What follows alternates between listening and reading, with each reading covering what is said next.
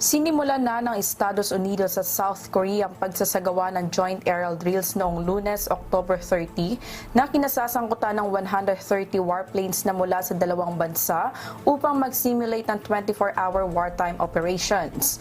Ito ay sa gitna ng ginagawang pagsusulong ng South Korea sa military cooperation sa Russia kapalit umano ng armed support na mariin namang kinokondena ng US at mga bansang kaalyado nito sa Asia.